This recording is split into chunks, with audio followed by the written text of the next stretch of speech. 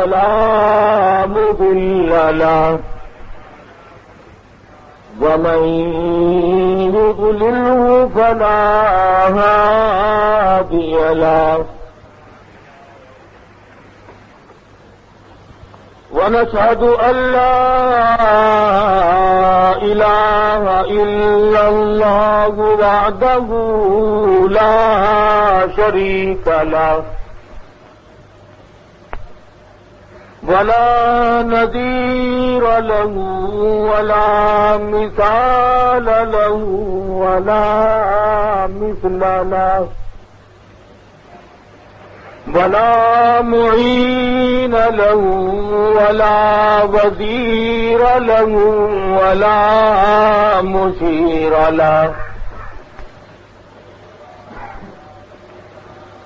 ونشهد أن سيدنا وسندنا ونبينا وشفيعنا وهادينا ومرشدنا ومولانا إمام الأنبياء وسيد الأنبياء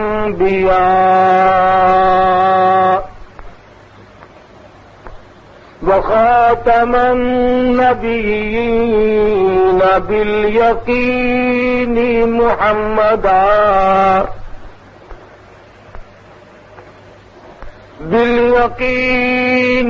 محمدا عبده ورسوله أرسله بالحق بشيرا ونذيرا صلى الله تعالى عليه وعلى آله وأصحابه وأزواجه وذرياته وبارك وسلم تسليما كثيرا كثيرا. أما بعد فأعوذ بالله السميع العليم من الشيطان الرجيم.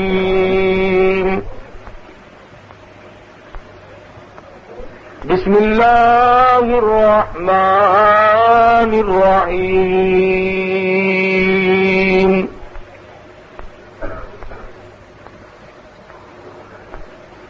يا أيها الذين آمنوا اتقوا الله حق تقاته ولا تموتن إلا وأنتم مسلمون. واعتصموا بحبل الله جميعا ولا تفرقوا واذكروا نعمة الله عليكم إذ كنتم أعداء فألف بين قلوبكم فأصبحتم بنعمته إخوانا وكنتم على شفا حفرة من النار فأنقذكم منها. كذلك يبين الله لكم آياته لعلكم تهتدون. وقال الله تبارك وتعالى فالذين هاجروا وأخرجوا من ديارهم وأوذوا في سبيلي وقاتلوا وقتلوا لأكفرن عنهم سيئاتهم ولأدخلنهم جنات تجري من تحتها الأنهار ثوابا من عند الله والله عنده حسن الثواب لا يغرنك تقلب الذين كفروا في البلاد متاع قليل ثم مأواهم جهنم بئس المهاد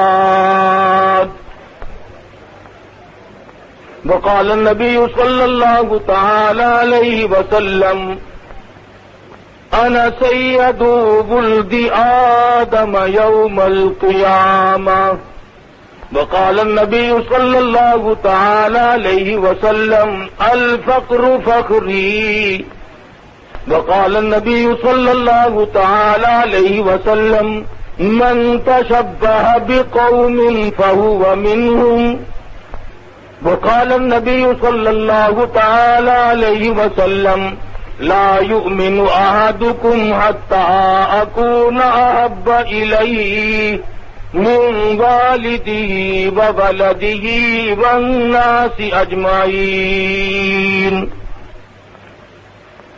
وقال النبي صلى الله تعالى عليه وسلم إنما الأعمال بالنيات وإنما لامرئ ما نوى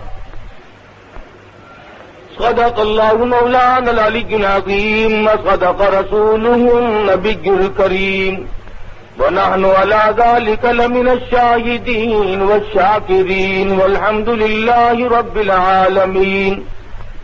درود شریف.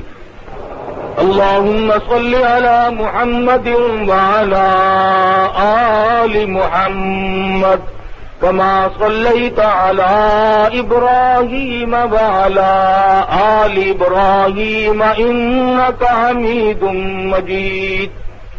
اللهم بارك على محمد وعلى آل محمد كما باركت على إبراهيم وعلى آل إبراهيم إنك حميد مجيد.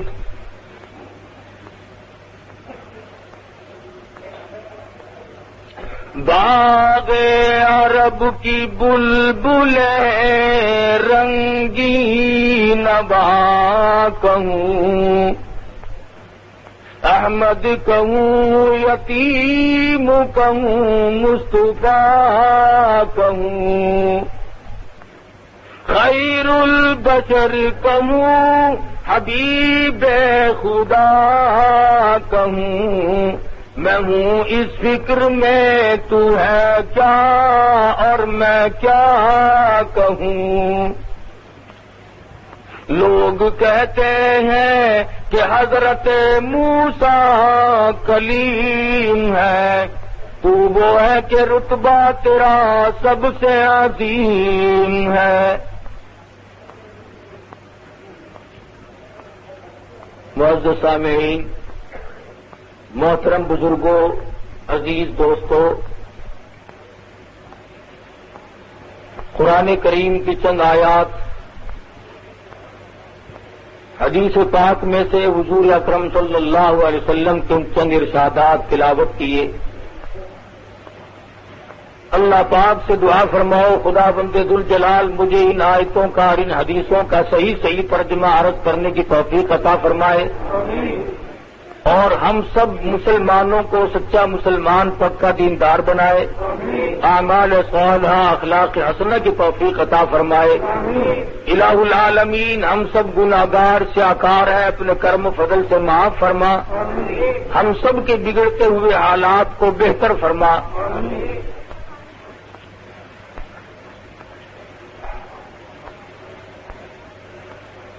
قرآنی آیات کا ترجمہ اور ارشادات محمد مصطفیٰ صلی اللہ علیہ وسلم کا جو ترجمہ ہے وہ بالکل سادہ اور صاف. خداوند ذوالجلال نے ارشاد فرمایا ایمانداروں، مسلمان کہلانے والوں، شفاعت کے امیدواروں،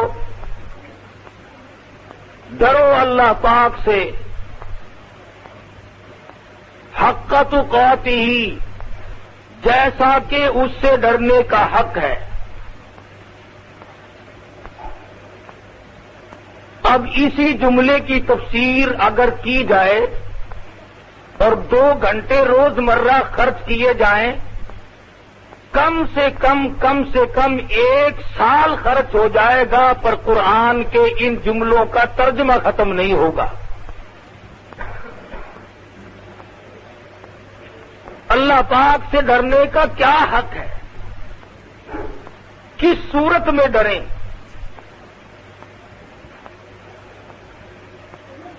اگر آج ان کا صحیح ترجمہ سمجھا جائے اور ذکر کیا جائے تو وہ ہم لوگوں کے مزاج کے مطابق مشکل بیٹھے گا. کیوں؟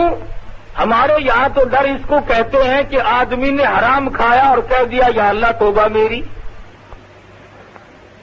رشوت لی اور کہہ دیا یا اللہ معاف کر دیو، زنا اور بدکاری کی اور عرض کر دیا الہ العالمین گناہگاروں معاف کر دینا، عزیز رشتہ دار کا خون پیا اور کہہ دیا کہ یا اللہ معاف کر دے. حق تقاتہ کا ترجمہ یہ نہیں کہ زبان پر صرف استغفار کے لفظ آ جائیں، صرف توبہ کے لفظ آ جائیں. حق تقاتہ کا ترجمہ یہ ہے کہ آدمی کی ہر وقت آنکھ میں آنسو ہو اور دل میں سوز و گداز ہو اور ہر وقت رونگٹا کھڑا ہوتا ہو اور رو رو کر اللہ کی حضور میں ہر وقت یہ عرض کرتا ہو مولا اگر تو نے معاف نہ کیا تو میں جاؤں گا کہاں.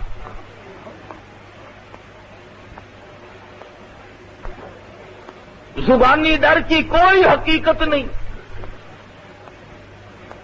ایک آدمی ڈرتا بھی جاتا ہے اور وہ بے ایمانی بھی کرتا جاتا ہے. اپنے آپ کو ڈرنے والا بھی سمجھتا ہے اور پھر ملاوٹ کر رہا ہے، لوگوں کو فریب دیتا ہے، دھوکہ اور دجل اور فریب سے کمائی کرتا ہے. آج ان مسائل کو مولوی جان کے تو نہیں کہتے، اسی لیے نہیں کہتے کہ لوگ بگڑتے ہیں. پھر لو جی مولانا اور مسئلے سارے چھوڑ کر مولوی صاحب کو چاہیے تو یہ تھا کہ صلاۃ التسبیح کے فضائل بیان کرتے، سبحان اللہ کا ثواب بتلاتے، الحمدللہ کا ثواب بتلاتے، اللہ اکبر کا ثواب بتلاتے. ملاوٹ پہ آ کھڑے ہوئے. تاجر تو ہم سے یوں ناراض ہو گئے اور ہم نے رشوت کا نام لیا نہیں اور افسروں کے سر میں کھجلی اٹھی نہیں.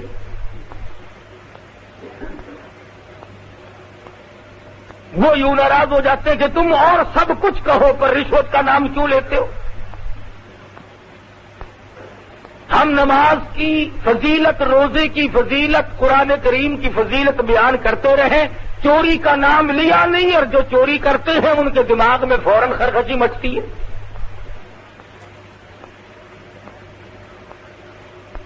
اسی طرح سے جب ہم یہ کہیں کہ صاحب کسی کی بہو بیٹی کو تاڑنا غلط ہے، ناجائز ہے، حرام ہے، تو وہ کہتے ہیں کہ صاحب مولانا لوگ مسجد میں بیٹھے رہتے ہیں، انہیں کیا قدر ہے حسن کی.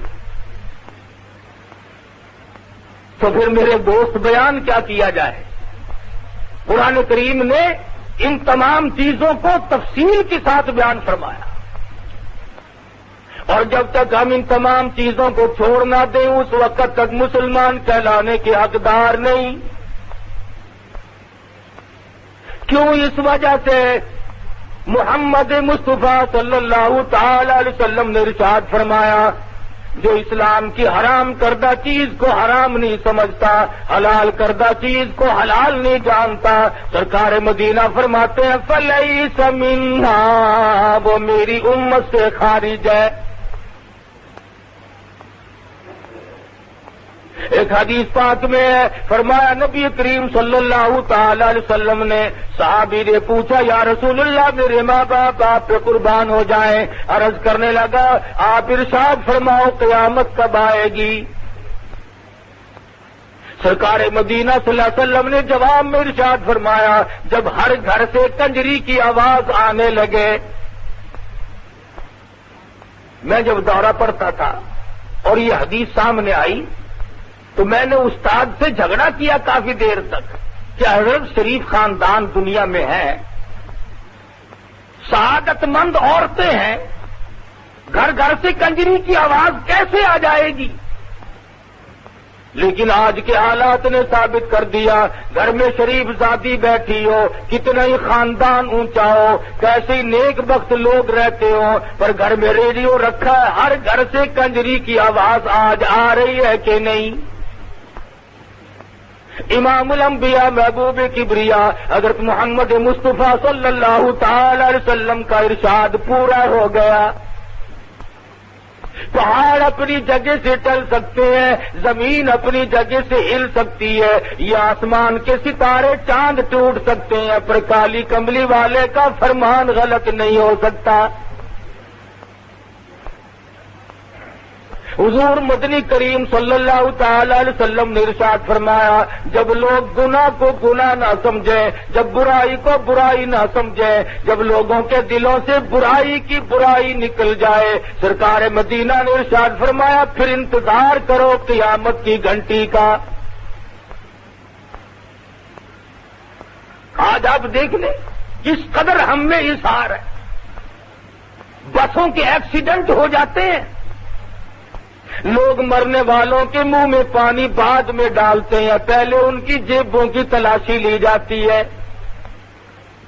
مرنے والے مر رہے ہیں، خون بہ رہا ہے، ہائے ہائے ہو رہی ہے، پر مسلمان لوگ ان کی گھڑیاں کھولنے میں مصروف ہے، عورتوں کی بالیاں نکالنے میں مصروف ہے، اور جو اتنے بڑے ظالم لوگ بن گئے ہو انہیں اطمینان کیسے ملے گا، انہیں سکون کیسے حاصل ہوگا؟ جو ایسے وقت میں بھی چوری سے دوسرے کا مال لوٹنے سے باز نہ آئے، وہ کب حرام و حلال کی پہچان کر سکتے ہیں؟ اس لیے خدا بند ذوالجلال نے ارشاد فرما دیا وقت آئے گا میں تم سے ایک ایک کو کھڑا کر کے ساری زندگی کے بارے میں اس طرح سے بات پرس کروں گا کہ تم وہاں سے ہلنے نہ پاؤ گے۔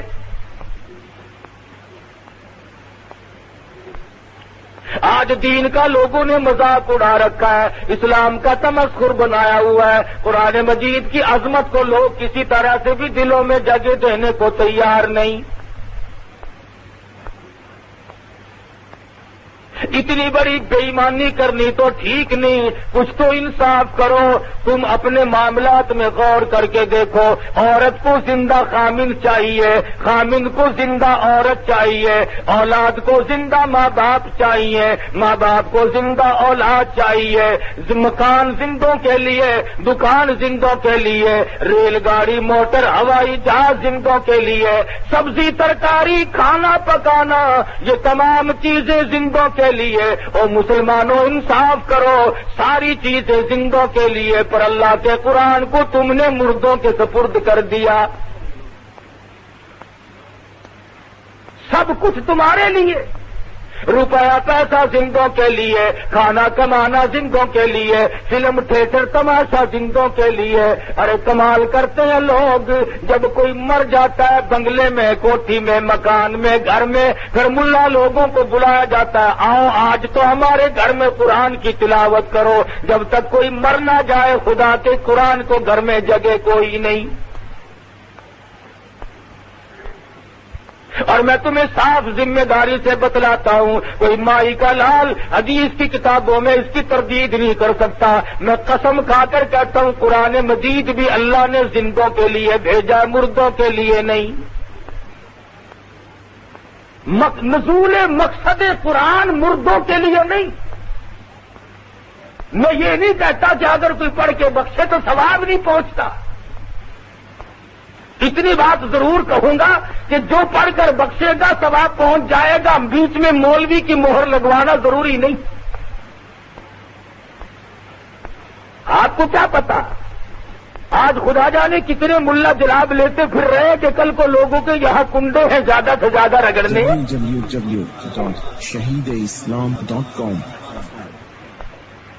مہنگائی کا دور ہے بابا, سبزی نہیں بن پڑتی اور کہاں حلوہ پوری. سبحان اللہ. اور اگر کوئی یہ پوچھ لے کہ کہاں موجود ہے یہ ساری چیزیں, ہم نے کہا جی لکڑی آرے کی کتاب میں ہے.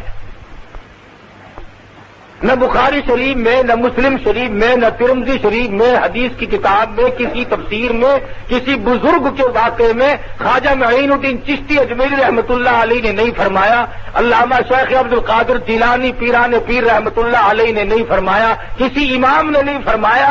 فرمایا کس نے؟ جس کو حلوہ روز نہیں ملتا انہوں نے کہا آج کا دن تو کنڈا کر کے دکھاؤ. ہمارے پاس کیا رہ گیا؟ یا رسم رہ گئی یا بے ایمانی رہ گئی. حلال کی روٹی مشکل. او لوگوں, اس وقت تم مرتے وقت ایمان کی امید کیسے لگائے بیٹھے ہو جب لوگ سود کو منافع کہہ کر کے کھاتے ہو. کتے کو اگر بکری سمجھ کر کوئی آدمی حلال کر لے تو وہ حلال نہیں ہوتا, ذبح کر لے تو حلال نہیں ہو جاتا, وہ کتا ہی رہے گا. جو آئے اس کو کہو میاں یہ بکری ہے, کہ نہیں کتا ہے, کہ واہ واہ میں تو اس کو بکری سمجھتا ہوں. منافع الگ چیز ہے, سود الگ چیز ہے. سود کو منافع نہیں کہا جا سکتا. اور آج مسلمانوں پہ تو راہیں بڑی کھلی ہوئی ہیں, جو چاہیں کر لیں, جو ان کے جی میں آئے وہی کر گزریں. نہ موت کا غم ہے نہ قبر کا فکر ہے. وہ ایک امیر آدمی تھا, اس کا کتا مر گیا تو وہ رونے لگا ہوں کر کے, تو پڑوسیوں نے کہا کہ کتا ہی تو مر گیا, روتا کیوں ہے, اور کتا خرید لے کہیں سے, کتے ہزاروں پھرتے ہیں. تو کہنے لگا میں کتے کو نہیں روتا, کیا اور کہ رونا اس بات کا ہے کہ اسرائیل نے گھر دیکھ لیا. وہ پھر بھی آئے گا ہلا کبھی نہ کبھی. تو چاہے جتنی صورت بناؤ موت سے کسی کو مفر نہیں. امیر غریب پیر مولوی وزیر بادشاہ صدر ملازم افسر تمام کی موت آئے, اور اس کے لیے تیاری کی ضرورت ہے. اگر اس کے لیے کوئی پروگرام نہیں تو مصیبتیں آئیں گی. علماء اکرام رحمہم اللہ علیہ مجمعین نے لکھا ہے, ارے موت تو ایسی ہونی چاہیے. نبی کریم صلی اللہ علیہ وسلم کا صحابی ہے, دیوانہ پروانہ زیاد بن سکن ہے. جنگ میں شریک ہوا, جہاد میں شریک ہو گیا. جہاد فی سبیل اللہ صحابہ اکرام کرتے تھے. بھوک کی وجہ سے چاہے کتنی تکلیف آتی تھی پھر بھی کبھی گریز نہ کرتے تھے, اور اپنے آپ کو کبھی پیچھے چھپا کر صحابہ کرام نے نہیں رکھا. جنگ ختم ہوا, جہاد ختم ہوا, صحابہ کرام واپس آ گئے, شہید ہوئے انہیں بھی لے آئے.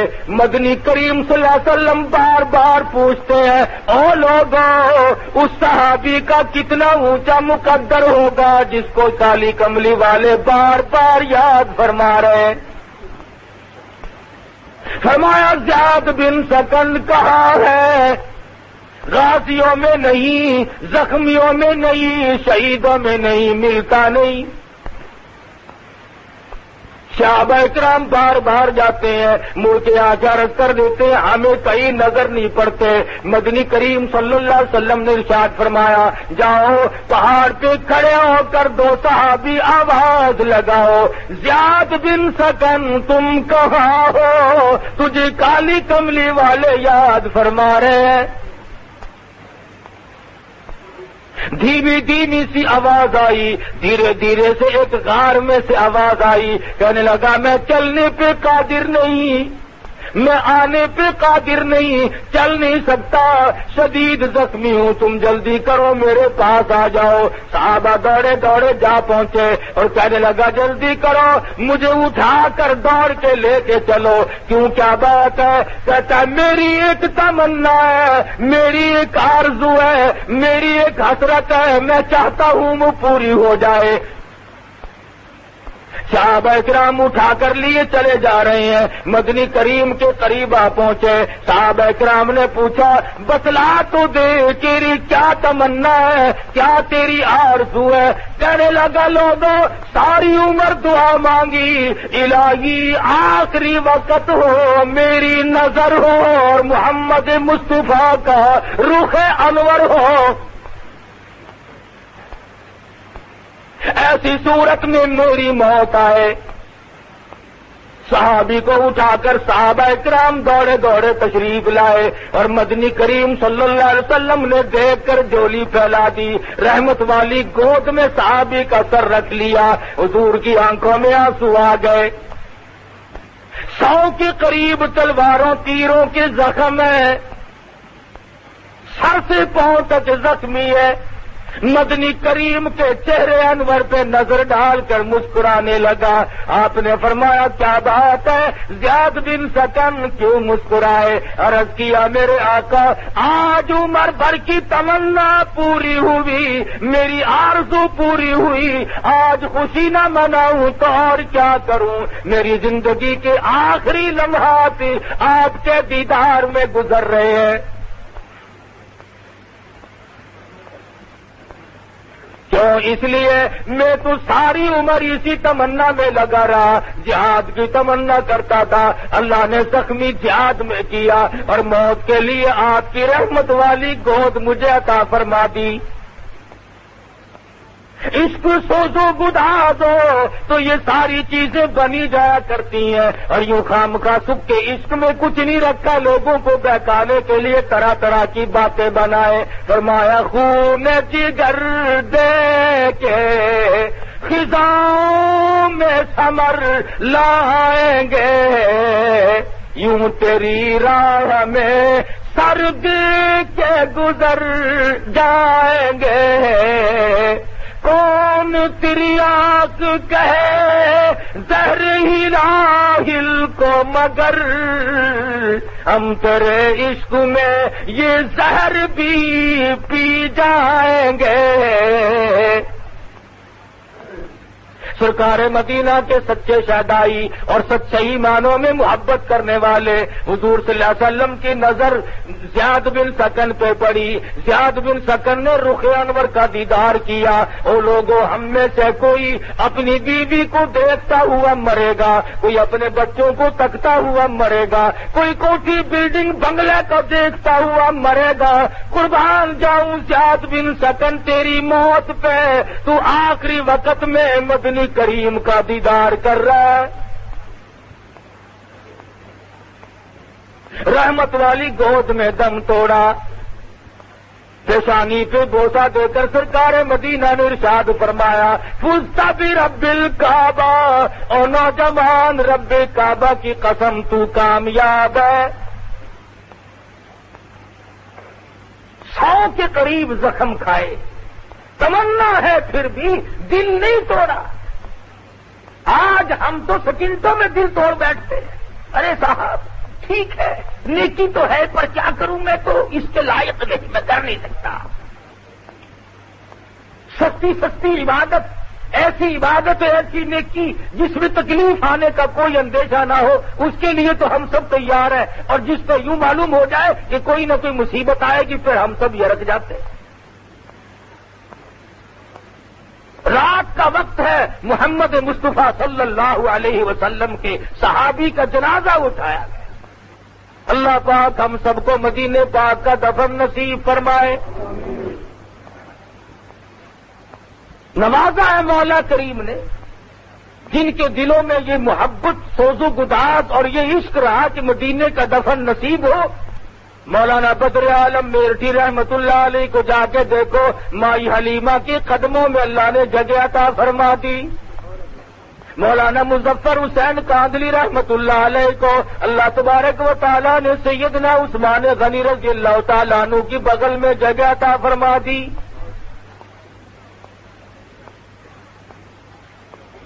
چاہنے والوں کو ملتا ہے پر کوئی چاہے بھی، یہ بھی کوئی عشق ہے کہ صاحب مدینے کے امام کے پیچھے نماز نہیں ہوتی، مکے کے امام کے پیچھے نماز نہیں ہوتی، ایک مسئلہ پوچھوں گا تم سے، ذرا بول کے بتلاؤ، تم جس امام سے ناراض ہو جاؤ اسے رکھتے ہو؟ کہتے ہو نا کہ مولانا صاحب صبح آپ تشریف لے جائیں، بستر گول کریں اپنا. تم اگر ناراض ہو جاؤ تو امام کو نہیں رہنے دیتے، فوراً اسے نکال کر باہر کر دیتے ہو. تم اگر ناراض ہو جاؤ، متولی ناراض ہو جائے، حاجی جی ناراض ہو جائے، نمازی ناراض ہو جائے تو کسی امام کو مسجد میں نہیں رہنے دیتے. حضور صلی اللہ علیہ وسلم کو اتنا بھی اختیار نہیں کہ جس سے حضور ناراض ہو اس امام کو وہاں سے ہٹا ہی دے. مدنی کریم کو تمہارے نزدیک اتنا بھی اختیار نہیں ہے. ادھر کہتے مختار کل ہو اور ادھر زبردستی ہو رہی ہے، حضور ناراض ہے اور امام مصلی پہ چڑھے کھڑے ہیں.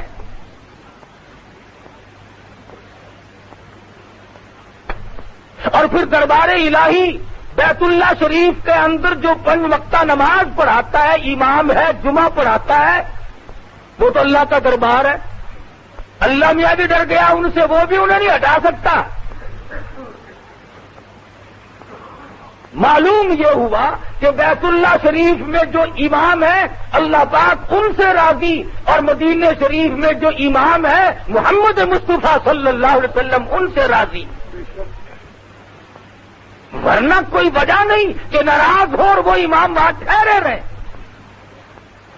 اللہ پاک نے غریب لوگوں کی ایک تمنا پوری فرمائی. کرایہ کافی بڑھ گیا، سامان کی بھی قلت ہو گئی، اب پیسہ زیادہ بڑھ گیا. اور پاکستان میں رہنے والے غریبوں، تم وہاں تو جا نہیں سکتے، لاؤ میں تمہاری اتنی سی تمنا پوری کرتا ہوں کہ مدینے کا امام آئے تم زیارت کرو، بیت اللہ شریف کا امام آئے تم زیارت کرو. اللہ نے غریب قوم کے مقدر جگائے. اور میرے جیسے مولوی فتویٰ لکھنے کھڑے ہو گئے کہ ان کے پیچھے نماز پڑھنی حرام ہے. کعبے کے امام کے پیچھے تو نماز پڑھنی حرام ہے، اور یہ جو صبح سے لے کر شام تک 50 عورتوں کو تاڑتے ہیں ان کے پیچھے نماز ثواب ہے. خدا جانے عقل کہاں ماری گئی. اللہ پاک نے ایک تھوڑی سی جھلک دکھائی کہ بھی تم نہیں پہنچ سکتے. اور کیوں؟ حدیث پاک میں آتا فرمایا نبی کریم صلی اللہ تعالی علیہ وسلم نے، جو آدمی صبح شام حج کی تمنا کرتا ہو اور اس کے آنسو نکل جاتے ہو، ہر وقت دعائیں مانگتا ہو اور اس کوشش میں ہو کہ مجھے موقع اللہ پاک جب بھی عطا فرما دے تو میں فوراً حج کو چلا جاؤں گا، اللہ کے گھر کی زیارت کروں گا، حرم محترم میں جا کے نماز ادا کروں گا، گنبد خضرا صلی اللہ علیہ وسلم کا دیدار کروں گا، زیارت کروں گا. حدیث پاک میں آتا ہے تمنا ہے، آرزو ہے، حسرت ہے، موت آ گئی پوری نہ ہوئی. اللہ پاک ایک فرشتے کو حکم دیتے ہیں، میرے بندے نے بڑی دعائیں مانگی، بڑی تمنا کی، بڑی آرزو کی، میں نے اسے موقع نہ دیا، اور نوری فرشتے میرے اس بندے کی طرف سے جا کے تو مکمل حج ادا کر. کیونکہ اس کی آرزو ہے، اس کی حسرت تھی، اس کی تمنا تھی. تو مسئلہ کہتے ہوئے سوچنا لوگ بھول گئے کہ مسئلہ کہیں تو کس طرح سے کہیں اور کیا کہیں. تو ایک آدمی آیا فتویٰ لینے ایک مولوی کے پاس، عورت آئی، وہ کہنے لگی کہ اس طرح سے انتقال ہو گیا میرے خامند کا، مال اب جائیداد تقسیم ہونی ہے، میرا کتنا حصہ بنے گا؟ مولوی صاحب نے فتویٰ دیا کہ 8واں حصہ ملے گا، باقی تیری اولاد کا. اس نے کہا یہ تو کام بالکل خراب ہو گیا، 8ویں حصے میں کیا کام چلے گا؟ یہ سب بچے کچے لے گئے سارا حصہ. وہ کہنے لگی مولوی صاحب نوٹ دوں گی 100 کا بندہ، کوئی بڑی کتاب میں دیکھ لے اگر کوئی مسئلہ نکلتا ہو. انہوں نے کہا تو پہلے نوٹ لا پھر مسئلہ نکال دوں گا میں. اس نے دے دیا. تو کہنے لگا ایسی کتاب میں سے نکالوں جس کا انکار کوئی نہ کر سکے، ماں اغنا عنہ مالہ و ماں کا سب، سارا ہی ماں کا ہے، ماں کو دے دو، بچوں کی ماں کو دے دو اور کسی کا کوئی حصہ نہیں.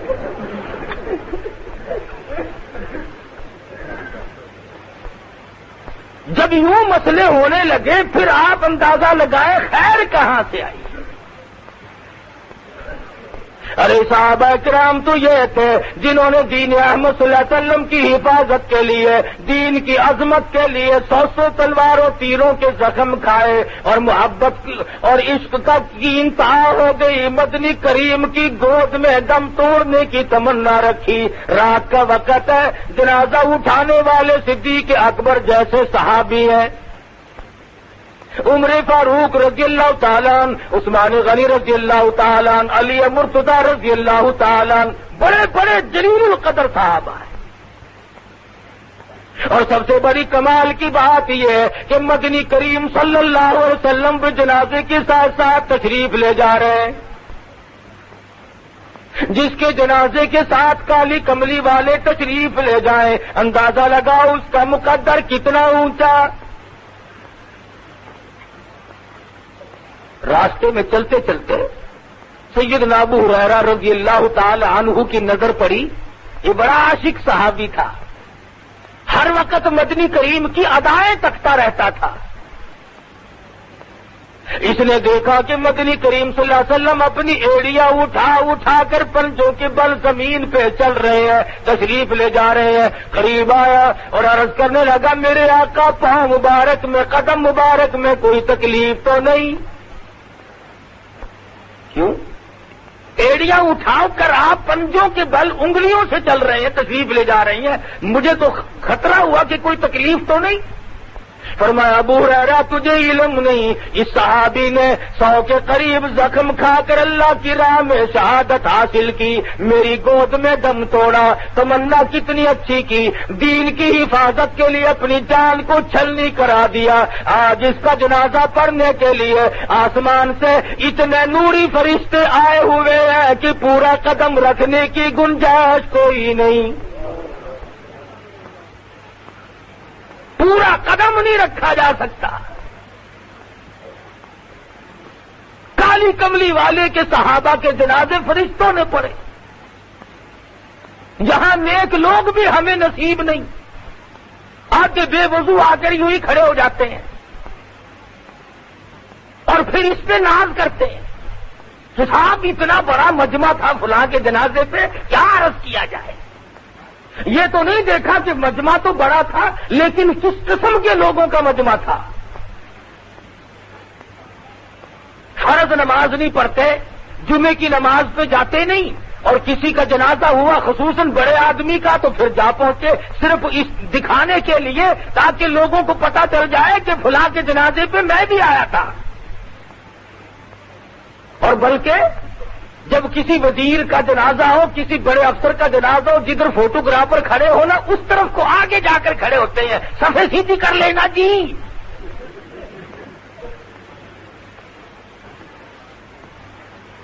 ایک آدمی اور آ رہا ہے، انتظار کرو تاکہ سب کو پتہ چل جائے کہ میں بھی آیا ہوں۔ ہے کتنا جنید بغدادی، تیرے آنے سے ہی بخشش ہو جائے گی بس۔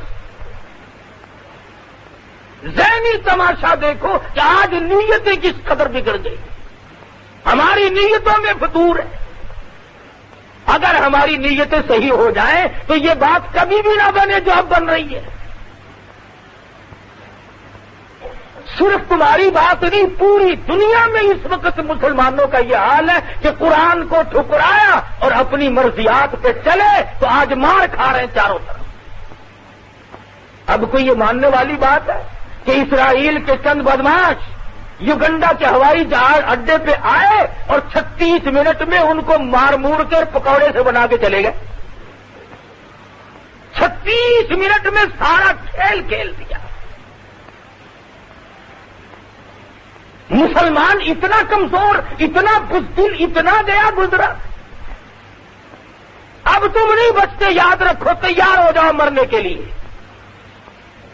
غیرت ہمارے پاس نہ رہی، شرم و حیا ہمارے پاس نہ رہی، دیانت و امانت ہمارے پاس نہ رہی، حرام و حلال کی پہچان کر کے اس پہ عمل کرنا یہ ہمارے پاس نہیں رہا۔ اب ہمارا بچنا بڑا مشکل ہے۔ پچھلے ہفتے میں انڈونیشیا میں زلزلہ آیا، 2 گاؤں سالم کے سالم زمین میں غرق ہو گئے۔ गुनाह बड़ों ने किए, खुदा जाने कितने बच्चे गोद में होंगे, कितने बच्चे पेट में होंगे, कितने मासूम बच्चे बड़ों के गुनाहों की वजह से जमीन में दफन हो गए, गर्क हो गए। अभी 1 महीना नहीं हुआ, फिलिपाइन में जलजला आया, आंधी आई, तूफान, 1 घंटे में 20,000 आदमी मर गया। अब मौत थोक के भो आ रही है और मजाल है हम बदल जाएं। न मैं बदलूं, न तुम बदलो, न दुकानदार बदले, न हाकिम बदले, बिल्कुल नहीं बदलना और आगे को चलेंगे।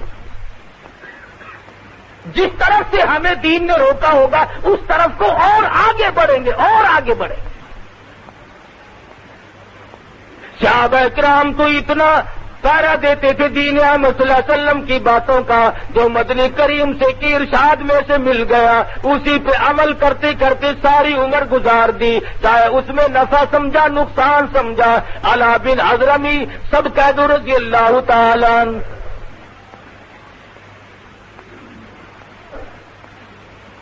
तीन 300 के करीब सहाबा किराम का एक लश्कर फारूक आजम रज़ी अल्लाह तआला अन्हु ने भेजा। शाम का वक्त था, अंधेरी रात शुरू हो गई और कुदरत खुदा की 300 ऊंट थे, सारे छुटकर भाग गए। जो उन पे लगा हुआ सामान था वो भी गया और खुद भी गए। अब सहाबा किराम परेशान है कि पानी की बूंद नहीं, हम गर्मी का मौसम है, सुबह को दिन निकलेगा, हमारे मरने में तो कोई तरद्दुद ही नहीं रहा। पीने को पानी नहीं, वुजू को पानी नहीं, खाने की कोई चीज नहीं, तमाम ऊंट एकदम भाग गए। अला बिन हज़रमी रहमतुल्लाह रज़ी अल्लाह तआला अन्हु ने रात को ऐलान कर दिया, ओ लोगों तयम्मुम करके अल्लाह की हुजूर में नमाज अदा करो, इसके बाद दुआ मांगो, मौला हमारी मुश्किलों को आसान फरमा। तमाम रात इबादत की, दुआ मांगी, फजर की नमाज अदा की। जिसने नमाज पढ़ाई थी उसकी नजर पड़ी थोड़ी सी दूर पे, पानी दिखाई दिया। 2-4 उठकर कहने लगे जाके देख के तो आए। जाके क्या देखते हैं कि बहुत बड़ा पानी का चश्मा भरा हुआ है। शोर मिटा दिया, आ जाओ पानी पी लो, आ जाओ अल्लाह ने पानी दे दिया, आ जाओ अल्लाह ने पानी दे दिया। सहाबा किराम अभी पानी पी रहे थे, उधर से क्या देखते हैं कि 300 ऊंटों की कतार यकदम खुद ब खुद सामान सारा लगा हुआ फिर वापस आ गई।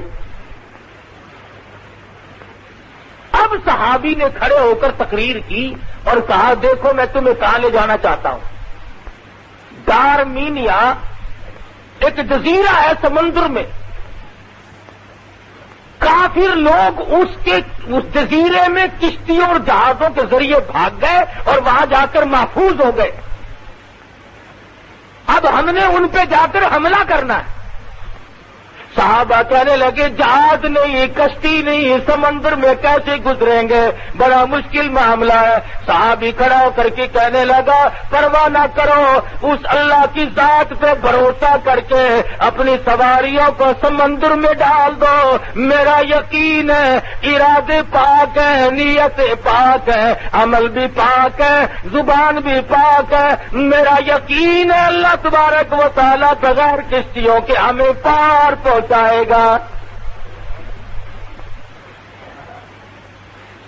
चुनाचे तारीख गवाह है कि सारे सहाबा किराम ने अपने ऊंट घोड़े जो कुछ भी सवारी थी समंदर में डाल दिया। सहाबी कसम खाकर कहता है, किसी सवारी के पेट को भी पानी नहीं लगा। दारमीनिया के किले पर जाकर जब हमला किया, अंदर से निकले और कहने लगे, अब हम तुम्हारी हुकूमत को यूं ही मान लेते हैं, अब हमें यकीन हो गया कि तुम हक पे हो। हम जहाजों के जरिए आए, कश्तियों के जरिए आए, अरे जिनको समंदर रास्ते बना करके देता हो वो हक परस्त नहीं तो और क्या हो सकता है। लड़ाई नहीं हुई, सहाबा किराम को अल्लाह पे उन्होंने यकीन जमाया।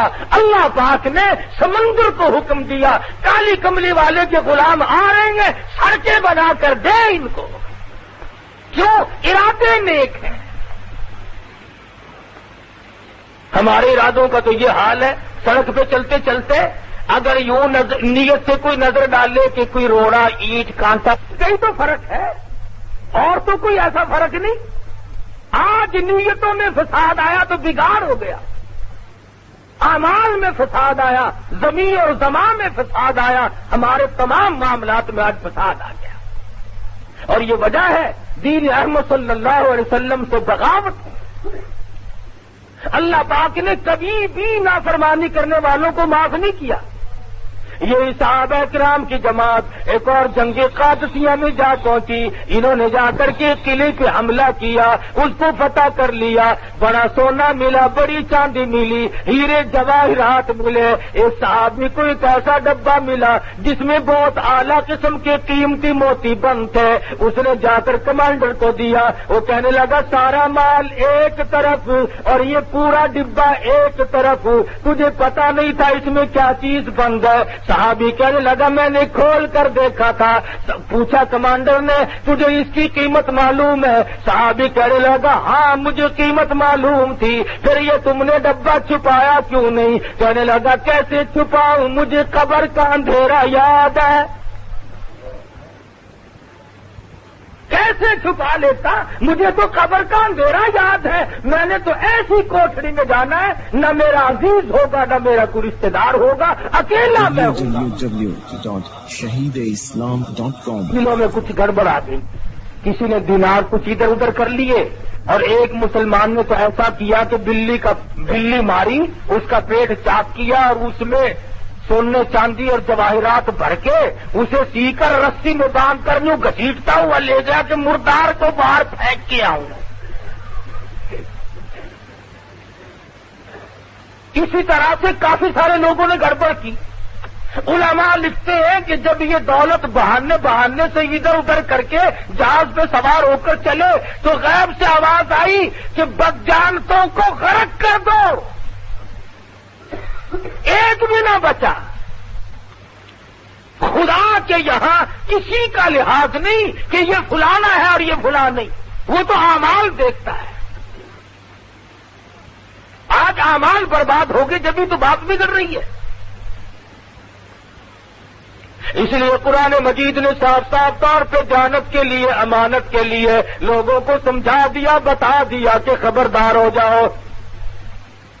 ما کانا لبشر، کسی آدمی کو یہ چیز شایان شان نہیں کہ وہ جس کو امانت دی جائے اس میں ذرہ برابر بھی خیانت کرے. حضور فرماتے ہیں امانت میں خیانت کرنے والوں کو قیامت کے دن میرا دیدار نہیں، میری شفاعت نہیں. اور لوگ اس وقت کھڑے ہو کر کے روئیں گے یا لیتنی لم اتخذ فلانا خلیلا. اے کاش ہم اللہ کے سوا، نبی کے سوا کسی کو اپنا نہ سمجھتے، دنیا کے پیچھے لگ کر یوں ہی برباد ہو گئے. اور فرمایا وَكَمْ أَهْلَكْنَا قَبْلَهُمْ مِنَ الْقُرُونِ مِنْ بَعْدِ نُوحٍ، میں نے کتنوں کو پہلے برباد کر دیا نوح علیہ السلام کے بعد بھی. جب لوگوں نے بدعمالی پھیلائی، بغاوت کی، دین سے، اسلام سے منہ موڑا، اللہ کے حکم کو ٹھکرایا، خداوند ذوالجلال نے ان کو ایسی سزائیں دی کہ بچانے والا کوئی نہیں. ارے کبھی تو لوگ ایسے تھے. حضرت اسماعیل ہیں، بزرگ ہیں، سب کہہ دو رحمت اللہ علیہ.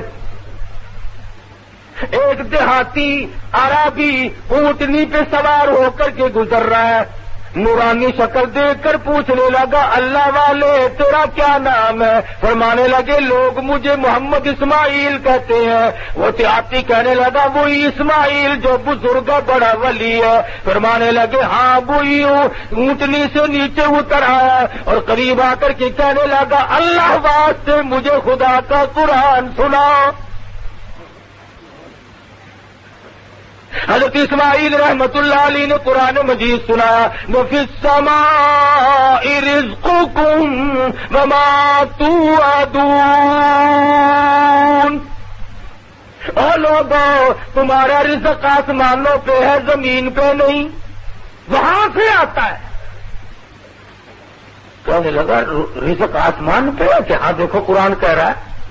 میں جو دھکے کھاتا پھروں پھر یہاں اسی وقت اپنی اونٹنی کو ذبح کیا، ٹکڑے کیے اور لوگوں میں مفت بانٹ دیا، اور جو تلوار پاس تھی اسے توڑ کر پھینک دیا، اور یوں کہتا ہوا جنگل کی طرف نکل گیا۔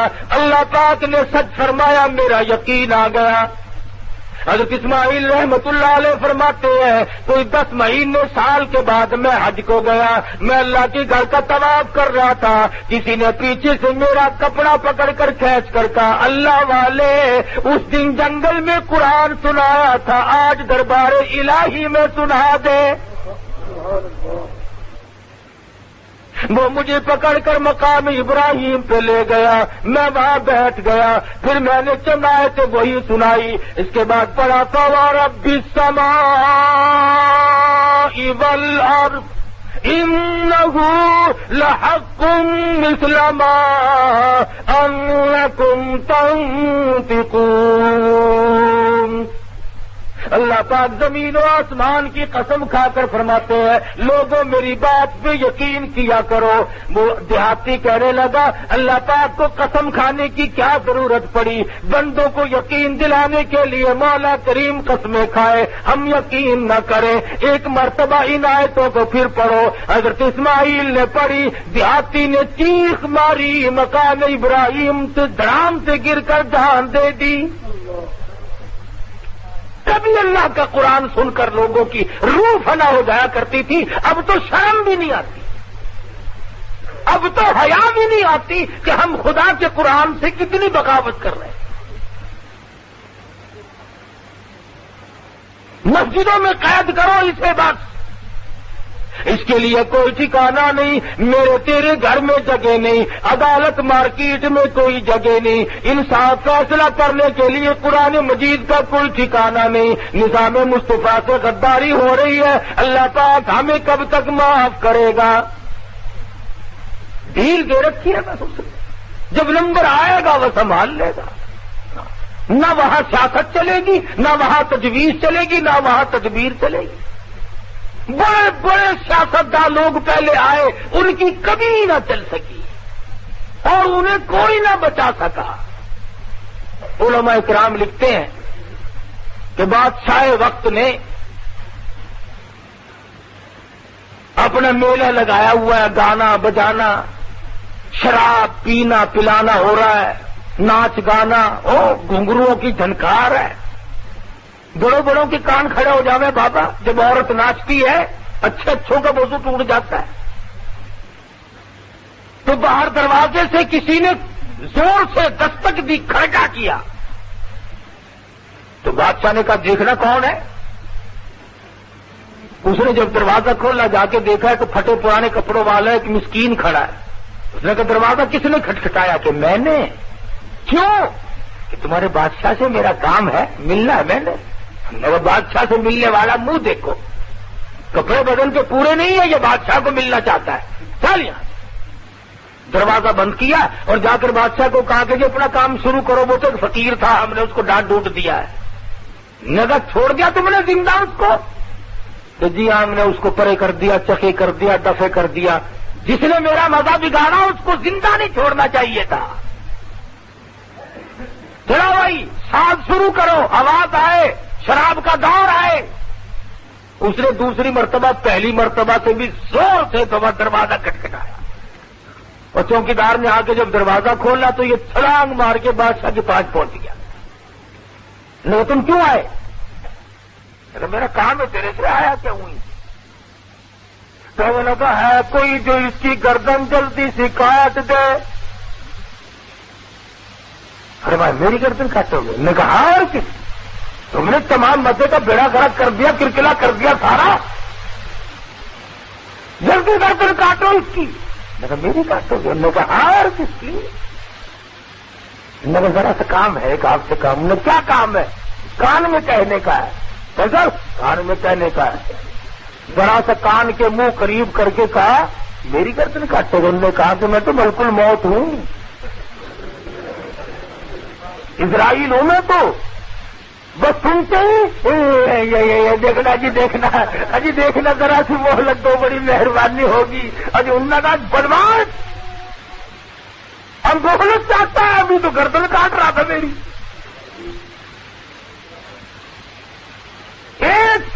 کی مہلت تجھے نہیں ملے گی۔ انہوں نے کہا مہربانی کر کچھ تھوڑی سی دیکھنا، آپ لوگ بڑے کریم ہوتے ہیں، بڑے مہربان ہوتے ہیں۔ میں نے تیرے جیسوں کے لیے مہربان۔ فرمایا جاء اجلها لا يستأخرون ساعة ولا يستقدمون۔ جب موت کا وقت مقرر آ پہنچا تو ایک سیکنڈ ادھر ادھر نہیں، کوئی نہیں ادھر ادھر کر سکتا۔ پورے ملک کی فوج آ جائے، پورے ملک کی پولیس آ جائے، ساری انتظامیہ آ جائے اور پورے ملک کی قوت صرف کرنا شروع کر دے، کسی آدمی کا، کسی وزیر کا، کسی افسر کا ایک سانس بڑھانے پہ قادر نہیں بڑھا سکتا کوئی بھی ایک سانس۔ کتنے دنیا بھر کے ڈاکٹروں کو جمع کر لو، کچھ نہیں کہہ سکتا کوئی ایک سیکنڈ کے لیے کسی کو زندہ نہیں رکھ سکتا۔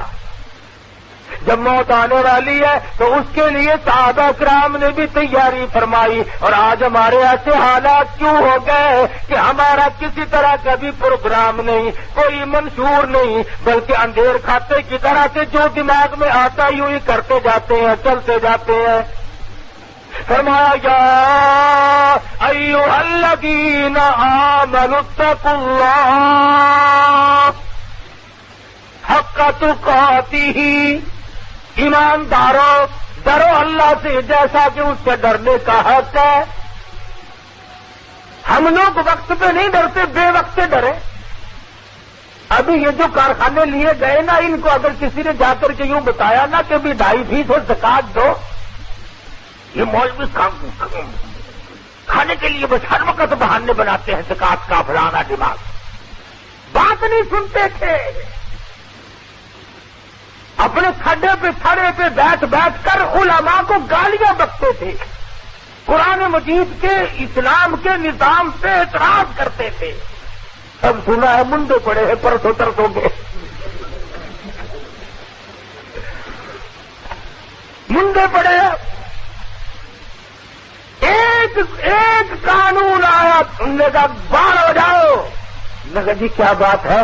میں کہہ رہا ہوں باہر ہو جاؤ۔ بسم اللہ الرحمن الرحیم۔ زکات نہ دی، خیرات نہ دی، سگا بھتیجا بھوکا مرتا رہا، چھوٹا بھائی بھوکا مرتا رہا، تیرے بچے شہنشاہوں جیسے کپڑے پہنتے رہے اور تیرے سگے بھائی کے بچے فقیروں والے کپڑے پہنتے پھرے۔ کبھی شرم نہ آئی کہ یہ میرے بھائی کی اولاد ہے، یہ میرے باپ کی نسل ہے، یہ میری بہن ہے، یہ میری خالہ ہے، یہ میری پھوپھی ہے، یہ میرے ساس سسر ہے، یہ میرا سالہ ہے؟ کبھی سلوک کرنے کی کوشش نہیں۔ www.shahideislam.com تو اللہ میاں کا یہ تو نظام ہے، یا تو وہ 2.5% مانگتا ہے یا پھر وہ سارا ہی لے لیتا ہے۔ انہوں نے کہیں درا اللہ جہاں یہاں کھڑا ہو کے، اور ابھی صرف اسی پہ بس نہیں، اور خدا جانے کس کس چیز کا نمبر ہے۔ ہمیں تو ڈر نہیں، ہم تو ہر وقت کہتے ہیں کہ ہمیں قومی ملکیت میں لے لو پھٹافٹ۔ ہمارا کیا جائے گا؟ باغ اپنا نہیں، جائیداد اپنی نہیں، کارخانہ اپنا نہیں، یہ پیٹ کا کارخانہ، روٹی تو دیں گے، ہے نا؟ ہمارا کیا بگڑے گا؟ باری سب کی آنی ہے، یاد رکھو یا سیدھے ہو جاؤ، کرو اسلام سے 30 برس اسلام سے غداری کی، نظام مصطفیٰ سے 30 سال تک غداری کی، لاکھوں مسلمان کٹوایا جب پاکستان بنا، شرم نہ آئی کہ ہم ان معصوم بچوں کی روحوں کو تکلیف دیں گے۔ ہندوستان سے آنے والے لوگ جانتے ہیں، جب ہندو گنڈے حملہ کرتے تھے، سکھ بدماش جب حملہ کرتے تھے، تو عزت والی عورتوں نے، سمجھدار بہنوں نے سونا نہ اٹھایا، چاندی نہ اٹھائی، مال و دولت نہ اٹھایا، گھر میں سے قرآن لیا اور گلے میں لٹکایا اور اپنے قریب کے کنویں میں چھلانگ لگا دی۔ کسی کافر کا ہاتھ اللہ کے قرآن پہ نہ آئے اور میری آبرو پہ نہ آئے۔ تم نے 30 برس تک ان بہنوں کا منہ چڑھایا۔ اب سوال یہ پیدا ہوگا کہ جی یہ جو لے رہے ہیں یہ ان کے پاس رہیں گے اللہ میاں کا نظام یہ ہے، اس نے ہر چھوٹی مچھی کے پیچھے بڑی مچھی لگا رکھی ہے، ادھر ادھر سے معاملہ یہی گول ہوتا چلا جائے گا۔ بہرحال ہم پریشان ہیں اور رہیں گے جب تک حضور اکرم صلی اللہ علیہ وسلم کے لائے ہوئے قرآن کو ہم اپنے دستور میں، آئین میں، فیصلے میں۔ دیکھو صبح کو 2 حاجی لڑ پڑے یہاں، نمازی 2 لڑ پڑے، اور میں انہیں کہوں کہ آؤ قرآن میں فیصلہ کروا لو، بالکل نہیں آئیں گے، چاہے وہ روزانہ 100 رکعت نماز نفل کی نیت باندھتے ہو۔ انہیں کہو کہ مسجد میں مولوی صاحب بیٹھے ہیں، اسلام کا مسئلہ پوچھو، محمد مصطفیٰ صلی اللہ علیہ وسلم کی عدالت کا مسئلہ پوچھو اور اپنا مقدمہ یہی ختم کر دو۔ نہیں صاحب، کورٹ میں تمہیں لے کے چھوڑوں گا، ابھی ہائی کورٹ تک لے جاؤں گا، کیا سمجھ رکھا آپ نے؟ یہ تو نمازیوں اور حاجیوں کا اور میرے جیسے مسلمانوں کا حال ہے کہ ہم نبی کے فیصلے کو کبھی نہیں مانتے۔ کیوں؟ امام الانبیاء محبوب کبریا حضرت محمد مصطفیٰ صلی اللہ تعالی علیہ وسلم کا فیصلہ اپنا نہیں، خدا کا فیصلہ ہے، اور خداوند عالم چونکہ مالک کائنات ہے، خالق کائنات ہے، وہ بندوں کے مزاج کو دیکھ کر جو مالک ہے وہ جانتا ہے تقاضوں کو، وہ جانتا ہے ضروریات کو، اسی کے مطابق اس نے تمام فیصلے فرمائے، قانون بنائے۔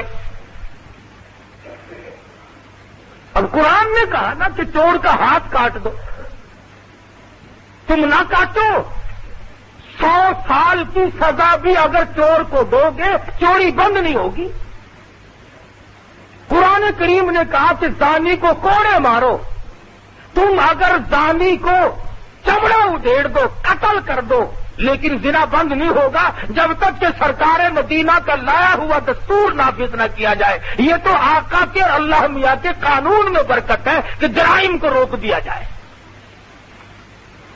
قانون تو اب بھی ہے، پولیس پکڑتی بھی ہے، مقدمے بھی چلتے ہیں، چوروں کو کون سا کھلم کھلا چھوڑتے ہیں۔ ہاں ایک بات تو ہے، اگر اس قسم کا کام کرنے والے حصہ ڈال لیں پھر ماشاءاللہ کام چلتا رہتا ہے۔ پتی ہوتی ہے نا، پتی اگر ڈال لی جائے نا پھر کام کھپ جاتا ہے۔ میں یہ کہتا ہوں کہ نظام مصطفیٰ جو ہے وہ چوری کے معاملے کا ہو، وہ زنا کے معاملے کا ہو، وہ قتل و قتال کے معاملے کا ہو، کچھ بھی ہو، دنیا کا پورا نظام، عبادات، اخلاق، معاملات، لینا دینا، خرید و فروخت، حکومت، تجارت، تمام کی تمام جب قرآن مجید نے بیان کی ہے، اس کی تکذیب کرنے والے، اس کو تردید کرنے والے، اس کو چھوڑنے والے مسلمان ہو کر کے اطمینان کی زندگی کبھی نہیں گزار سکتے۔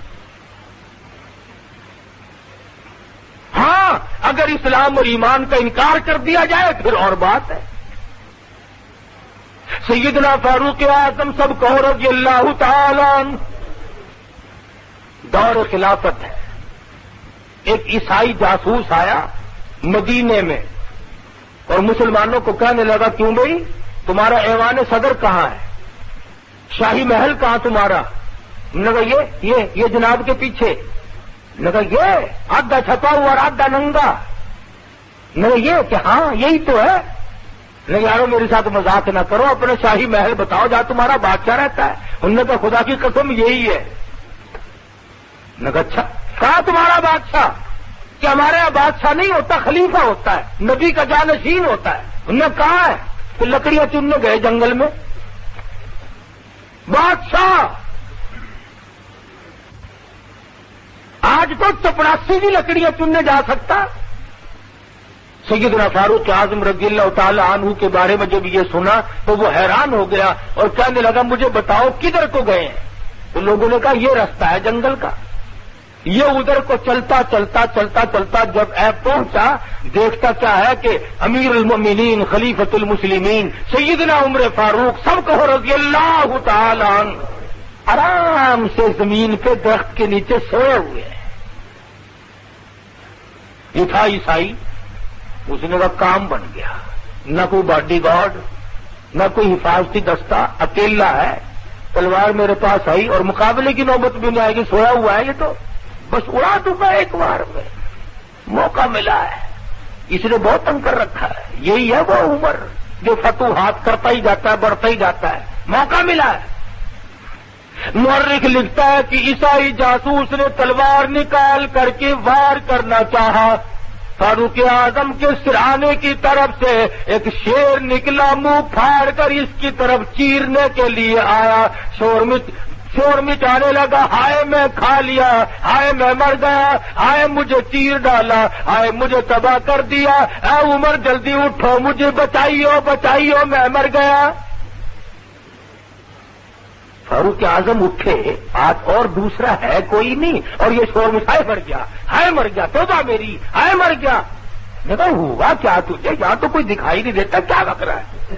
انہوں نے کہا تم مجھے سنبھال لو، پھر بتاؤں گا اصل بات۔ فاروق اعظم نے تسلی دی، پکڑا بٹھایا، اس نے کہا بتا، انہوں نے کہا کیا بتا؟ انہوں نے کہا بتا گا دادی کہ اصل بات یہ میں نے یوں کر کے ارادہ کیا، میں وار کرنا ہی چاہتا تھا کہ تیرے سرانے کی طرف سے کہ شیر آیا اتنا بڑا، منہ پھاڑ کر مجھے کھاتا تھا، پھاڑتا تھا۔ سمجھ میں آ گئی نا یہ بات؟ آگے سب کی سمجھ میں؟ اب حضرت عمر رضی اللہ تعالی عنہ نے آگے سے یہ نہیں فرمایا کہ تجھے پتہ نہیں ہے میں کتنی نفل پڑھتا ہوں، تجھے معلوم نہیں ہے کہ میں کتنی تلاوت کرتا ہوں، تجھے پتہ نہیں ہے میں کتنی خیرات کرتا ہوں، اس لیے میری حفاظت کرتا اللہ میاں، شیروں سے کراتا ہے، بلکہ فرمایا او عیسائی جاسوس تجھے معلوم ہونا چاہیے میں رب العالمین کی زمین پہ انصاف کرتا ہوں، سب سے بڑی عبادت انصاف ہے، انصاف۔ یہ نہیں فرمایا کہ میں نفل بہت پڑھتا ہوں، فرمایا تجھے جان لینا چاہیے کہ میں احکم الحاکمین کی زمین پہ عدل کرتا ہوں، انصاف کرتا ہوں، بے ایمانی نہیں کرتا، ظلم کسی پہ نہیں کرتا۔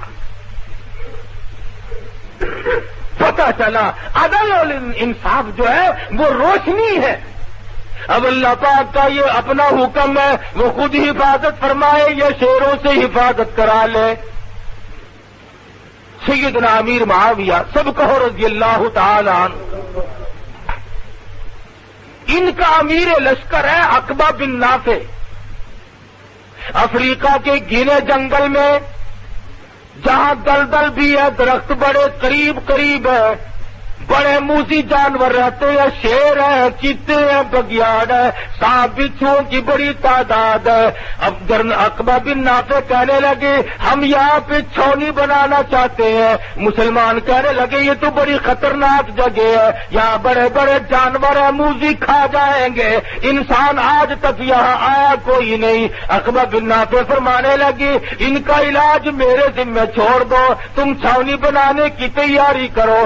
صحابی درخت پہ چڑھا اور آواز دی، کہنے لگا او شیرو، او بگیاڑو، او چیتو، او سانپ بچھو، تمام جانوروں کے نام لے لے کر کے کہا میں غلام ہوں محمد مصطفیٰ صلی اللہ علیہ وسلم کا، اور ہم یہاں چھاؤنی بنائیں گے مستقل، اس لیے میں حکم دیتا ہوں 24 گھنٹے کے اندر اندر جنگل کو خالی کر دو، جو ملے گا اس کے بعد اسے قتل کر دیا جائے گا۔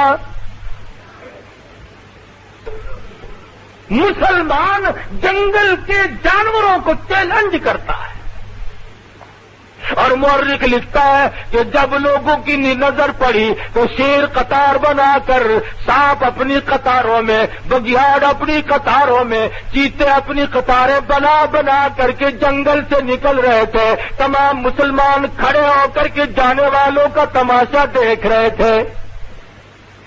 کبھی تم ایسے تھے کہ تمہارے جنگل کے جانور بھی تابع تھے، سمندروں کا پانی بھی تمہارے تابع تھا، کبھی ہوا بھی تمہارے تابع تھی، اور آج تم خود مر رہے ہو، تمہارا اس دنیا میں پرسان حال، اور تمہیں سنبھالنے والا کوئی نہیں۔ کبھی اس کی وجہ نہیں سوچی کہ آخر ایسا ہو کیوں گیا، کیوں ہوا ایسا؟ اس کا واحد سبب یہ ہے کہ نظام مصطفیٰ صلی اللہ علیہ وسلم سے غداری ہے۔ دنیا کے مسلمانوں نے قرآن کے نظام کو چھوڑ دیا، اسلام کے نظام کو چھوڑ دیا، سرکار مدینہ کے لائے ہوئے دستور کو چھوڑ دیا، اپنی مرضی کا نظام چلایا۔ اللہ پاک اس سے ناراض ہوتے ہیں، فرمایا لوگوں آؤ بچ کے دکھاؤ میں تمہیں کس طرح پہ ٹھکانے لگاتا ہوں۔ رات لوگ حیدرآباد میں کہہ رہے تھے کراچی سے کئی بسیں آتی آتی پانی میں جو گھسی، کئی بسیں لڑک گئی، اور ایک دلہن جس کو کراچی سے لا رہے تھے پانی میں جب بہنے لگی، اس کے خامند نے چٹیا پکڑی تو وہ ہاتھ میں رہ گئی اور وہ پانی میں بہ گئی اور مر بھی گئی۔ اس نے کیا مہندی اس لیے لگائی ہوگی کہ میں راستے میں ڈوب جاؤں گی؟ کتنے دن پہلے ماں باپ نے سہیلیوں نے بٹھایا ہوگا گھر میں کہ تم دلہن بن کر جائے گی، اسے معلوم تھا کہ میں تو ٹھکانے پہنچنے بھی نہ پاؤں گی۔ اور ابھی پچھلے ہفتے میں لال پور کی سرگودے کے درمیان میں ایک بس آئی فاٹک پہ، ڈرائیور کے ہاتھ پاؤں پھول گئے، منہ تو چھوڑ کے نکل گیا، 26 آدمیوں کے چھیچڑے اڑ گئے، براتیوں کے، اور قدرت خدا کی اسی بس میں دولہا دلہن دونوں بچ گئے۔ جنہیں بسانے چلے تھے وہ بچ گئے، جو بسانے والے تھے وہ اجڑ گئے۔ اس لیے کہتا ہوں ہر وقت اللہ پاک سے ڈر، اس سے ڈرنے کا یہ حق ہے کہ اٹھتا بیٹھتا کھاتا پیتا لکھتا سوچتا تمام معاملات میں اللہ سے ڈر کر حق کا تو پاتی ہی، ایسا ڈر جیسا کہ اس سے ڈرنے کا حق ہے۔ صحابہ کرام ڈرا کرتے تھے، تمام معاملات میں ڈرتے تھے۔ سیدنا عمر فاروق سب کہو رضی اللہ تعالیٰ عنہ فرماتے ہیں کہ میں نے ساری عمر تمنا کی کہ میں ابو بکر صدیق سے نیکیوں میں بڑھ جاؤں، لیکن ایک دن ایسا آیا میں نے یہ تمنا کرنی چھوڑ دی، یہ تمنا کرنی میں نے چھوڑ دی۔ کون سا دن؟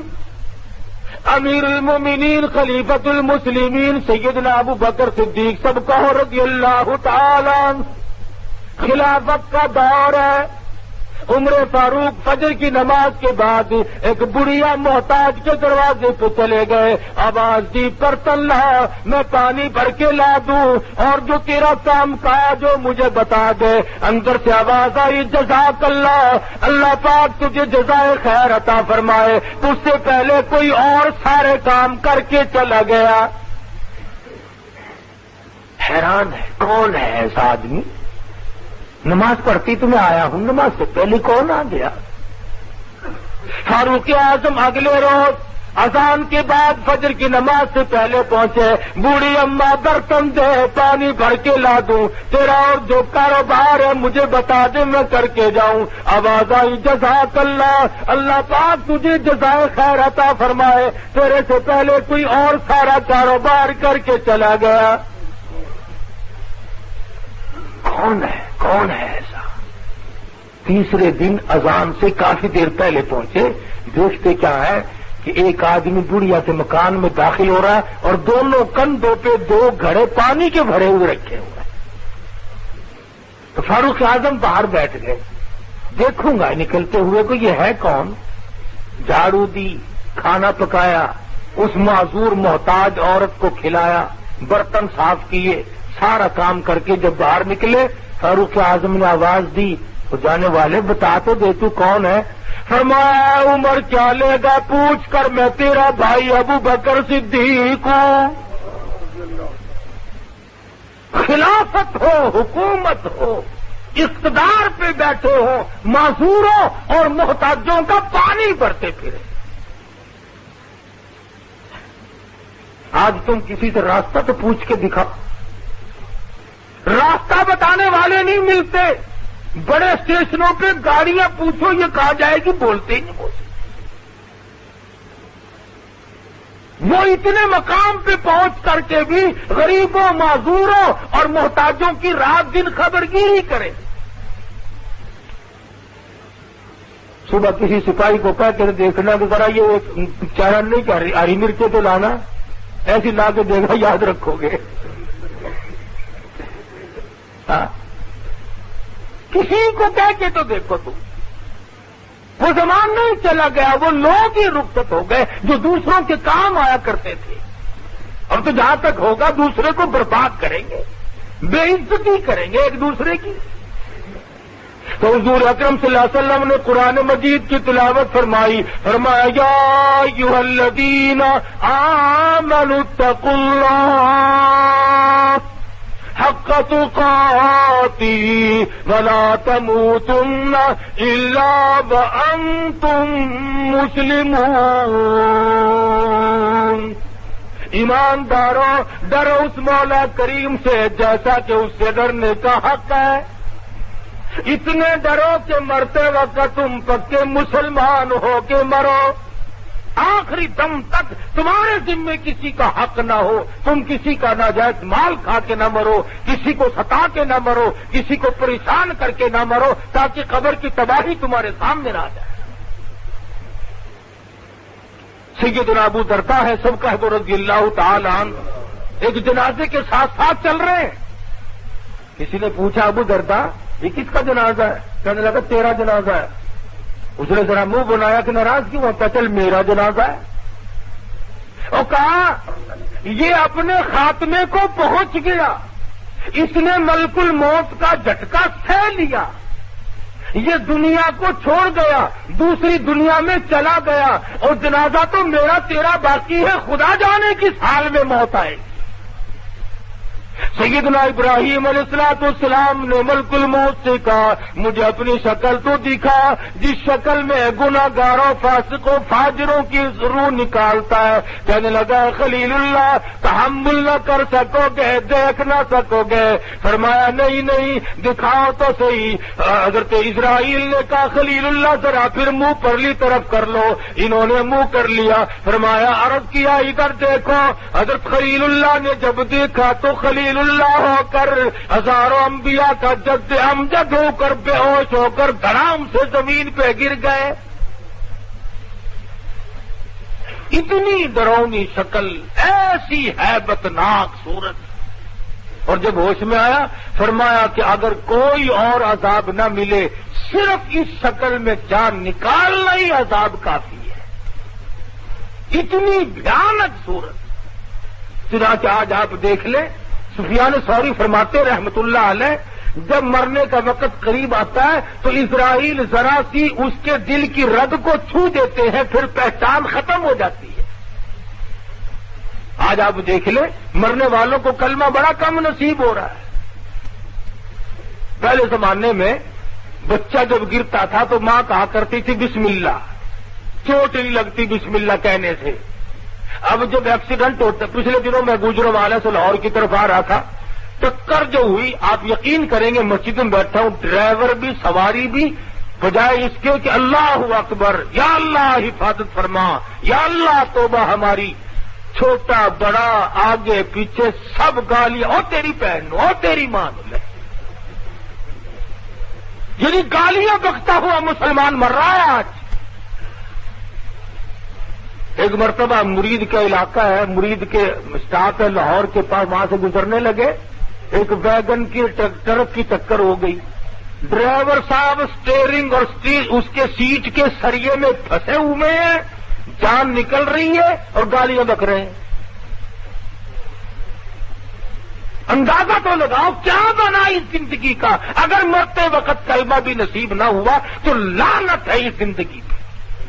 کیا بنا اس وزارت کا, کیا بنا اس صدارت کا, کیا بنا اس امارت کا, اور کیا ہے وہ ذمہ داری, اور کیا ہے وہ تاجر پنا. مرتے وقت اگر کلمہ نصیب نہیں تو لعنت بڑی زندگی. اور وہ کلمہ اعمال سے نصیب ہوتا ہے. حدیث پاک میں آتا ہے کہ کچھ لوگ ایسے ہیں جو کلمہ یاد نہ رہے تو ملک الموت خود یاد دلاتا ہے کہ میں تجھے لینے آ گیا ہوں پر لا الہ الا اللہ محمد رسول اللہ. سب کے لیے نہیں, جس کو وہ چاہتا ہے فرشتہ بھی یاد دلاتا ہے, فرشتہ بھی یاد دلاتا ہے. ہمیں یاد کون دلائے؟ گھر والوں کو تو پڑ جاتی ہے, خدا جانے چابیاں کہاں رکھی ہیں, بینک کی چیک بک پتہ نہیں کس کے پاس ہے. صاحب میرے ساتھ تو بولنا چولنا کافی دنوں سے بند تھا, خدا جانے کہاں رکھا ہوگا. وہ مر رہا ہے, انہیں فکر پڑ رہی ہے. 2 گز کفن کے ٹکڑے کے سوا اور مزید کسی کو کوئی حصہ نہیں ملتا. اللہ والوں نے اپنی زندگیوں میں سب کچھ قربان کر دیا. حافظ ضامن صاحب شہید سب کا تو رحمت اللہ علیہ. قطب عالم حضرت مولانا رشید احمد صاحب گنگوہی سب کہہ دو رحمت اللہ علیہ. اللہ اللہ. بعض بدنصیبین اللہ والوں کے نام سے بھی چڑ ہے، جنہوں نے دین کا کام کیا ان سے چڑ، اور جو حلوہ کھا کر ڈکارے مارتے پھرے ان سے راضی۔ ہاں دیکھو نا کیسا وقت آیا۔ حافظ صاحب سامنے آئے اور مسکرا کر کے کہنے لگے حضرت جی آج تو میرا جی چاہتا ہے۔ فرمایا کائے کو؟ کہنے لگے بس آج تو بڑا ہی جی چاہتا ہے۔ پوچھا کس چیز کو؟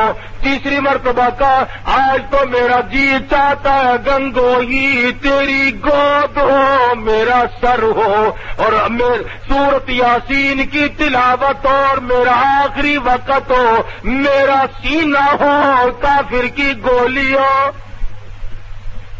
تمنا ہے میری، آرزو ہے میری۔ نئے کپڑے پہنے ہوئے ہیں، خوشبو لگائی ہوئی ہے، السلام علیکم السلام علیکم سب سے سلام کرتے پھر رہے۔ کچھ دیر کے بعد شاملی کا میدان گرم ہوا، انگریز کے ہاتھوں گولی لگی، حافظ ضامن صاحب کا سر تھا، گنگوہی کی گود تھی، سورت یاسین کی تلاوت ہو رہی تھی اور دنیا سے رخصت ہو رہے تھے۔ تو آج ہماری تو یہ تمنا ہے بھی نہیں کہ قرآن سنتے قرآن پڑھتے موت آئے، بڑا مشکل معاملہ۔ شیخ العربی والعجم حضرت مولانا سید حسین احمد صاحب مدنی سب کہہ دو رحمت اللہ علیہ، بڑے اونچے مقدر والے بزرگ، 31 حج اللہ نے نصیب فرمائے۔ بلکہ جو مولانا کو گالیاں دیا کرتے تھے نا لوگ، جو دے رہے ہیں نمبر وار سب کو پتہ لگ رہا ہے۔ ہائے اللہ نے کتنا اونچا نصیبہ بنایا کہ روز اقدس کی جالیوں کی چھاؤں میں بیٹھ کر 18 برس تک حدیث پڑھائی، 18 سال تک۔ اور جو نبی کے عاشق بنے پھرتے ہیں ان کو ایک دن بھی موقع نہ ملا کہ کالی کملی والے کے گنبد خضرا کے پاس بیٹھ کر حدیث پڑھا۔ حدیث تو آتی ہی نہیں، پڑھائے کیا؟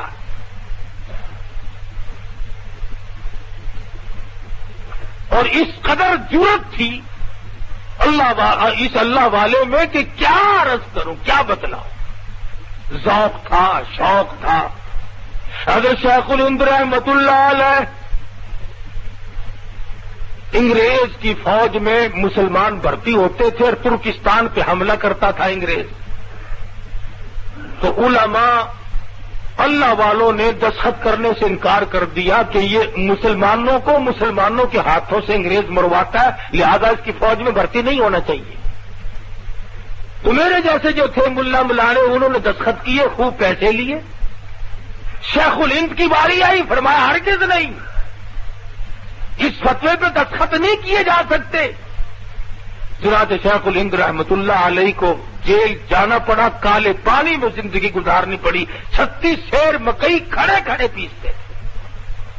بتانا یہ چاہتا تھا کہ جس وقت حضرت شیخ الہند رحمت اللہ علیہ کی وفات ہوئی اور غسل دینے لگے تو کہیں کہیں کالا کالا نشان تھا، کہیں کہیں۔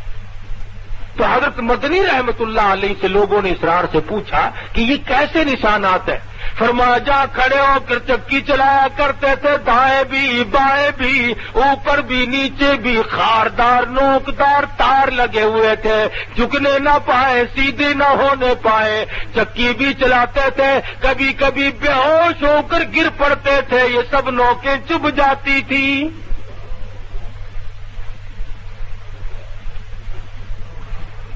پر مسئلے میں ہیرا پھیری نہ کی، کتنا ایمان مضبوط تھا۔ حضرت مدنی رحمت اللہ علیہ کو بلا کر کے کہا گیا کہ آپ لوگوں نے یہ فتویٰ دیا ہے؟ فرمایا ہاں۔ میرے جیسا ہوتا یوں کا تنا دی رہا، میرا تو مطلب ہی نہیں سمجھا آپ لوگوں نے، میرا مطلب ہی کچھ اور تھا۔ آج پوری دنیا مطلب کے چکر میں لگی ہوئی ہے۔ قرآن کا آیت کا ترجمہ بدلنا ہو تو مطلب لے لیا، حدیث کا ترجمہ غلط کرنا ہو تب مطلب نکال لیا۔ افسر کہنے لگا معلوم ہے اس کی سزا کیا ہے؟ فرمایا سزا دینا تمہارا کام ہے، جیل نہ بھگتنا میرا کام ہے۔ کہا اس کی سزا تو موت ہے۔ اللہ والے نے بغل میں سے لٹھا نکال کر میز پہ رکھ دیا، فرمایا الحمدللہ میں دیوبند سے کفن ساتھ لے کے آیا ہوں، میں تیاری کر کے آیا ہوں۔ کیوں؟ اس لیے کہ لیے پھرتی ہے بلبل چونچ میں گل، لیے پھرتی ہے بلبل چونچ میں گل، اور ڈھونڈتی ہے شہید ناز کی تربت کہاں ہے۔ میں تو تلاش کرتا پھرتا ہوں کب وہ وقت آئے اللہ کی راہ میں مجھے شہید کیا جائے۔ اللہ والے تو اللہ ہی کے نام پہ مرنا چاہتے ہیں۔ یہ ہم دنیا دار لوگ جو ہیں ہم یہ چاہتے ہیں کہ صاحب جب موت آئے تو ہم روپیہ گن رہے ہوں اور موت آ رہی ہو، موت آئے تو ہم کسی کی بہو بیٹی کی آبرو اتار رہے ہوں اور ہماری موت آئے۔ تو فرمایا اتقوا اللہ حق تقاتہ ولا تموتن الا وانتم مسلمون، ڈرو اس پروردگار سے جیسا کہ ڈرنے کا اس سے حق ہے، اتنے ڈرو کہ موت آ جائے اور تم فرما بردار ہو کر کے دنیا سے رخصت ہو رہے ہو۔ حدیث میں ہے فرمایا نبی کریم صلی اللہ تعالی علیہ وسلم نے کہ روزانہ صبح کو جب سورج نکلتا ہے تو وہ اعلان کرتا ہے کہ او مسلمان بندے، میں آج جو دن نکلا ہوں تیری عمر میں پھر یہ دن کبھی نہیں نکلے گا، کچھ نیکی کما لے، کچھ کر لے اگر کچھ کرنا ہے، ورنہ یہ دن نہیں پھر آئے گا۔ تو عمر بیت رہی ہے، 60 50 70 80 40 سال کی عمریں عام لوگوں کی ہو گئی ہیں، لیکن اب تک ہمیں خوف خدا نصیب نہیں ہوا۔ اب تک ہم نے یہ کبھی نہیں سوچا کہ وہ اندھیری کوٹڑی، وہ پلس رات کی راہ، وہ میدان محشر کی تباہی اور وہ قیامت کا خوفناک منظر کس طرح پہ ہم لوگ بھگتے ہیں۔ سوچتے ہی نہیں، نہ امیر سوچے، نہ غریب سوچے، نہ ذمہ دار سوچے، نہ تاجر سوچے، نہ وزیر سوچتے ہیں، نہ سفیر سوچتے ہیں، سارا رڑم پڑم معاملہ ہوا ہے بس۔ تو آخر کار زندگی بنے گی کیسے؟ فرمایا واعتصموا بحبل اللہ جمیعا ولا تفرقوا واذکروا نعمت اللہ، اللہ کے دین کی رسی کو اکٹھے ہو کر مضبوطی کے ساتھ پکڑ لو، ایک راستے پہ قائم رہو، ایک نبی کے امتی ہو۔ اب کچھ لوگوں کو جب تک وہ گالیاں نہ دے دے اس وقت تک مزہ نہیں آتا، بتاؤ اکٹھے کیسے ہوں؟ جب تک وہ اللہ والوں کو گالیاں نہ بکے اس وقت تک ان کا ایمان ٹھنڈا نہیں ہوتا، نہ دل ٹھنڈا ہوتا ہے۔ اور بعض بد نصیب تو مدنی کریم صلی اللہ علیہ وسلم کے جانثار، نبوت کے چشمدید گواہ، قرآن کے اترنے کے گواہ، حضور کے جانثار، حضور کے پیٹ پہ بندھے ہوئے پتھر کو کھلوانے والے صحابہ کرام کو بھی بکواس کر دیتے ہیں۔